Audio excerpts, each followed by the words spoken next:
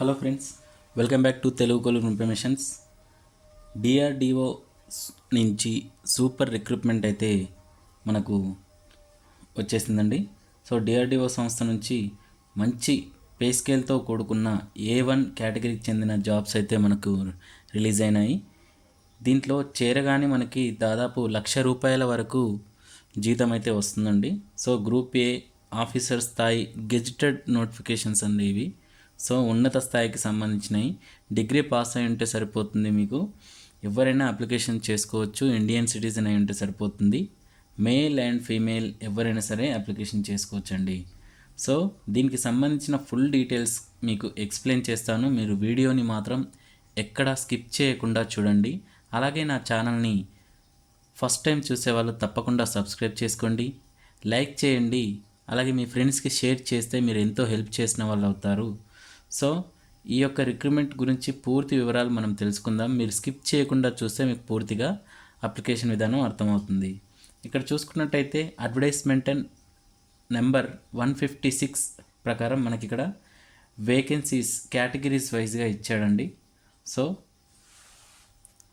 Direct recruitment for the post of scientist be in DRDO other establishment of minister of defence అని ఇచ్చాడు. 148 vacancies ఉన్నాయండి. So ఇక్కడ సైన్స్కి సంబంధించి సైంటిస్ట్కి సంబంధించి చూసినట్టయితే 127 వేకెన్సీస్ ఉన్నాయి. అలాగే ఇంజనీర్ బి ఇన్ ఏడిఏకి సంబంధించి 9 వేకెన్సీస్ ఉన్నాయి. అలాగే ఆఫ్ సైంటిస్ట్ సంబంధించి 12 వేకెన్సీస్ అయితే ఉన్నాయి. అలాగే ఇక్కడ మిగతా విషయాలు చూసుకున్నట్టయితే మనకి అప్లికేషన్ ప్రాసెస్ మొత్తం ఆన్లైన్లోనే ఉంటుందండి. ఇందులో చేరగానే మనకి దాదాపు పే స్కేల్ 7th CPC ప్రకారం బేసిక్ పే వచ్చేసి 56,000 రూపీస్ చూపిస్తున్నారు. అలాగే అన్ని అలవెన్సెస్ కలుపుకుంటే దాదాపు 1 lakh వరకు అయితే మనకు మంత్లీ పే స్కేల్ అయితే వస్తుందండి. సో ఇంత మంచి ఆపర్చునిటీ ఉన్న ఈ యొక్క వేకెన్సీస్ని అయితే మీరు అస్సలు వదులుకోకండి. ఎందుకంటే ఇటువంటి నోటిఫికేషన్ మళ్ళీ రాదు. సో మీరు ఒక హోదాలో ఉండే జాబ్ని కొట్టినట్టయితే మీకు మంచి గౌరవ ప్రతిష్టలు ఉంటాయి. సో మీరు వదులుకోకండి. మంచి వేకెన్సీస్ ఇవి. సో తప్పకుండా మీరు ఈ జాబ్కి అప్లికేషన్ చేస్తారని అనుకుంటున్నాను. మీకు ఎటువంటి డౌట్స్ ఉన్నా నాకు కామెంట్ రూపంలో తెలియజేయండి. మీకు పూర్తిగా క్లారిటీగా నేను ఎక్స్ప్లెయిన్ చేసే ప్రయత్నం అయితే చేస్తాను. దీనికి సంబంధించిన అప్లికేషన్ లింక్ కూడా మీకు డిస్క్రిప్షన్లో ఇచ్చాను. మీరు డైరెక్ట్గా అప్లికేషన్స్కి వెళ్ళిపోతారు. ఎందుకంటే నాకు ఎటువంటి వెబ్సైట్ అనేది ఏది ఉండదు. సో ఆ యొక్క లింక్ క్లిక్ చేసినట్టయితే మీకు వెబ్సైట్ అనేది ఓపెన్ అవుతుంది.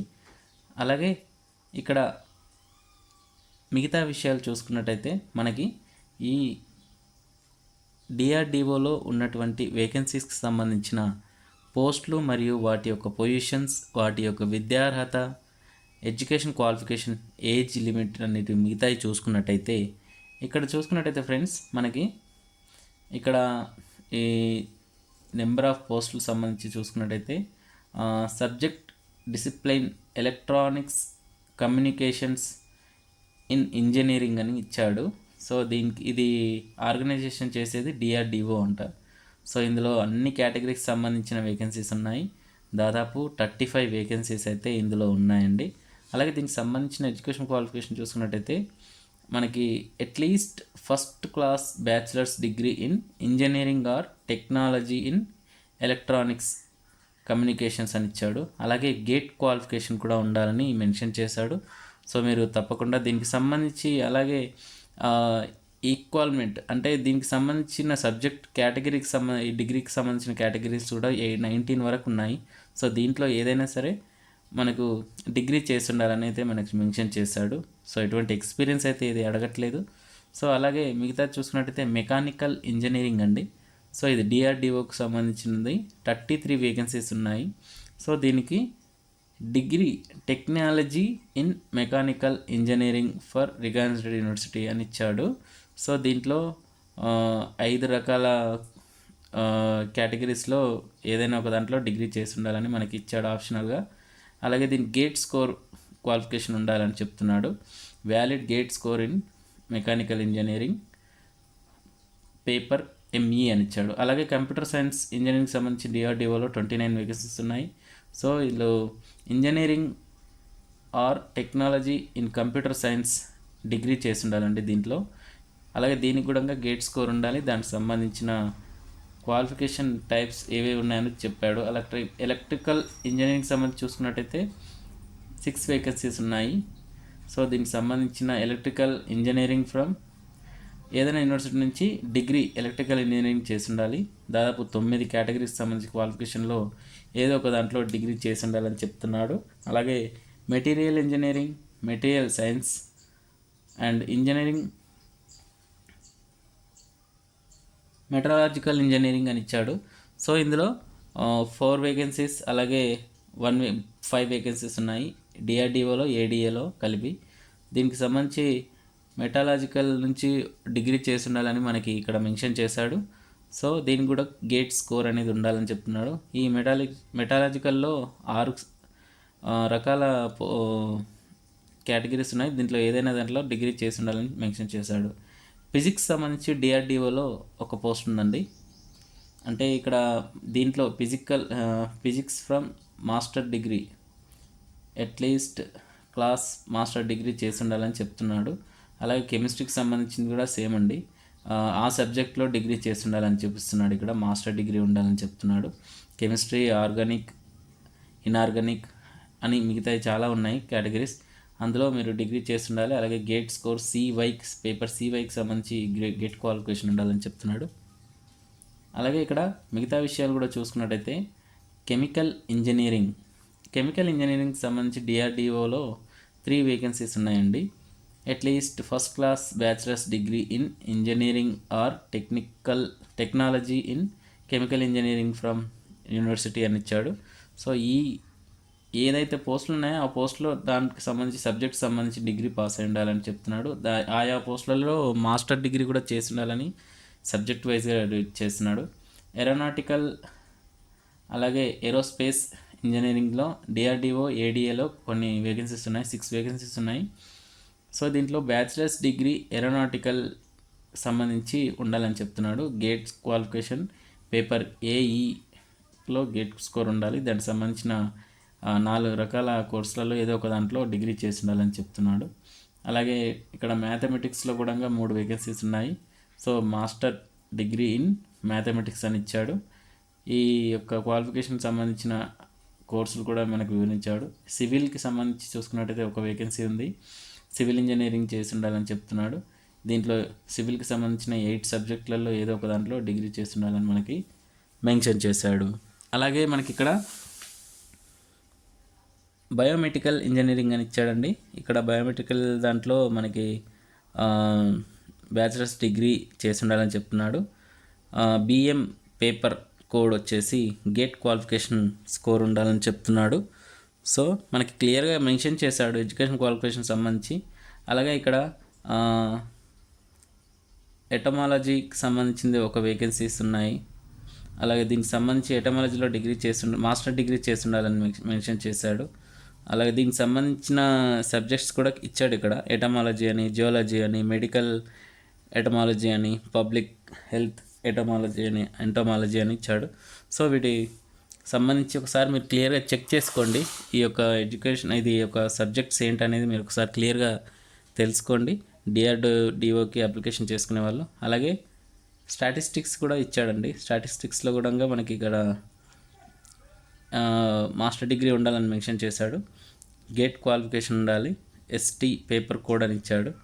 అలాగే ఇక్కడ క్లినికల్ ఫిజికాలజీ ఇచ్చిండే, క్లినికల్ సైకాలజీ ఇచ్చాడండి. దీంట్లో మనకి మాస్టర్ డిగ్రీ ఉండాలని చెప్పాడు. క్లినికల్ సైకాలజీలో మాస్టర్ డిగ్రీ ఉండాలని చెప్తున్నాడు. గేట్ క్వాలిఫికేషన్ కూడా అడిగాడు. XH పేపర్ కోడ్ అని. సో ఇందులో clinical psychology any other relevant discipline అని ఇచ్చాడు. సో చూసుకొని ఒకసారి మీరు అప్లికేషన్ చేసుకోండి. మీకు ఏ డౌట్స్ ఉన్నా మాకు క్లియర్గా మెన్షన్ చేయండి, మేము ఎక్స్ప్లెయిన్ చేస్తాము. అలాగే ఇక్కడ సైకాలజీకి సంబంధించి వచ్చేసి వేకెన్సీస్ కూడా ఉన్నాయి. సో వీటికి సంబంధించి మీకు మొత్తం ఈ యొక్క PDFకి సంబంధించిన లింకు, అలాగే మీకు అప్లికేషన్ ప్రాసెస్ లింక్ కూడా మీకు మెన్షన్ చేస్తాను డిస్క్రిప్షన్లో. ఒకసారి చెక్ చేసుకొని అప్లికేషన్ చేసుకోండి. మీకు ఏ డౌట్స్ ఉన్నా మాకు ఇక్కడ మెన్షన్ చేయండి. అలాగే ఇది అప్లికేషన్ ప్రాసెస్ అనేది దీనికి సంబంధించిన ఏజ్ విషయాన్ని చూసినట్లయితే eligibility for recruitment to post అని ఇచ్చాడు, ఏజ్ లిమిట్ ఫర్ క్యాండిడేట్స్ అని. యుఎన్ రిజర్వ్, అలాగే ఇక్కడ ఏజ్ లిమిట్ వచ్చేసి మనకి జనరల్ కేటగిరీకి సంబంధించి 35 ఇయర్స్ అయితే ఏజ్ లిమిట్ ఇచ్చాడు. బాగానే అంటే 35 ఇయర్స్ అని ఇచ్చాడు. అలాగే ఇక్కడ ఓబీసీ నాన్ క్రిమిలేయర్కి సంబంధించి వచ్చేసి మనకి ఇక్కడ 38 ఇయర్స్ ఏజ్ లిమిట్ ఇచ్చాడండి. ఎస్సీ ఎస్టీ క్యాండిడేట్స్కి వచ్చేసి 40 ఇయర్స్ వరకు ఏజ్ లిమిట్ ఇచ్చాడు. మరియు రిజర్వేషన్ క్యాండిడేట్స్కి ఎవరైతే అర్హులో వాళ్ళకు కూడా ఏజ్ రిలాక్సేషన్స్ కూడా ఇచ్చాడు. ఇండియన్ సిటిజన్ అయి ఉంటే సరిపోతుంది. అప్లికేషన్ ప్రాసెస్ మొత్తం మనకి ఆన్లైన్లోనే అప్లికేషన్ చేసుకోవాలి. Candidates are required to registration online at the RAC website. ఈ వెబ్సైట్ లింక్ అనేది మీకు లింక్ ఇస్తాను, క్లిక్ చేయండి, మీకు డైరెక్ట్గా మీకు అందులోకి వెళ్ళిపోతాడు. మీరు డిస్క్రిప్షన్లో చెక్ చేసుకోండి, మీకు క్లియర్గా అర్థమవుతుంది. సో అలాగే మీకు దీనికి సంబంధించింది 31st జూలై ఆన్లైన్ ఎగ్జామినేషన్ ఇచ్చాడు. A professional will be made of the candidates appearing year examination to submit their degree professional degree certificates online అని ఇచ్చాడు. సో అలాగే దీని యొక్క మిగతా విషయాలు తెలుసుకున్నట్టయితే ఈ అప్లికేషన్ ఫీజు వచ్చేసి జనరల్ క్యాండిడేట్స్కి వచ్చేసి 100 రూపీస్ ఉందండి. మిగతా వాళ్ళకి ఎస్సీ ఎస్టీ ఉమెన్స్ క్యాండిడేట్స్కి వచ్చేసి ఫ్రీగా అప్లికేషన్ ఉందండి. సో అప్లికేషన్ ఫ్రీగా ఉంది కాబట్టి అప్లికేషన్ చేసుకోండి. సో ఇంత హోదా కలిగిన జాబ్స్కి ఎటువంటి ఎగ్జామినేషన్ ఫీజు లేకపోవడం అనేది మంచి అదృష్టం అనే చెప్పుకోవచ్చు. సో మీరు అప్లికేషన్ చేసుకుంటే మీకు మంచి జాబ్ వచ్చే అవకాశాలు ఉండొచ్చు. ఎందుకంటే అందరూ అప్లికేషన్ చేసుకోరు, ఎవరికి తెలియవు అంతగానో. సో జాబ్పై ఎవరైతే గట్టిగా ప్రిపేర్ అవ్వడానికి రెడీగా ఉంటారో వాళ్ళకి మాత్రమే ఈ యొక్క సందేశం. సో మీకు దీనికి సంబంధించిన మనకైతే ఇక్కడ ఎగ్జామినేషన్ అనేది మనకైతే ఏం మెన్షన్ చేయలేదు. ఎగ్జామినేషన్ అని ఇది పేపర్ 1 పేపర్ 2 సబ్జెక్టులు ఏం లేదు. సో ఇటు నాకు తెలిసి ఎటువంటి ఎగ్జామినేషన్ లేదని అనుకుంటున్నాను. 21st July online submission closed 21st date అని ఇచ్చాడు. లాస్ట్ డేట్ వచ్చేసి చూసుకొని అప్లికేషన్ చేసుకోండి. మీకు ఏ డౌట్స్ ఉన్నా కామెంట్ రూపంలో తెలియజేయండి, మీకు ఎక్స్ప్లెయిన్ చేసే ప్రయత్నం చేస్తాను. మీకు కాంటాక్ట్ నెంబర్స్ కూడా ఇచ్చాడు ఇక్కడ డిస్క్రిప్షన్లో. సో చూసుకొని అప్లికేషన్ చేసుకోండి ఫ్రెండ్స్. మీకు మరే ఇతర డౌట్స్ ఉన్నా మాకు కామెంట్ రూపంలో తెలియజేయండి, మీకు అన్నీ మీకు ఎక్స్ప్లెయిన్ చేస్తాను. అలాగే తప్పకుండా మీరు ఒకవేళ నా ఛానల్ కనుక మీకు నచ్చినట్టయితే లైక్ చేయండి. సో ఫ్రెండ్స్, ఇది ఆల్ ది బెస్ట్ అండి. మీరు జాబ్ కొడతారని ఆశిస్తున్నాను. డిఆర్డిఓ అడ్వర్టైజ్మెంట్ నెంబర్ 156 నుంచి అయితే మనకి నోటిఫికేషన్ రిలీజ్ అయింది. సో గుడ్ లక్ అండి. తప్పకుండా మీరు నా ఛానల్ని సబ్స్క్రైబ్ చేసుకోండి, మర్చిపోకండి.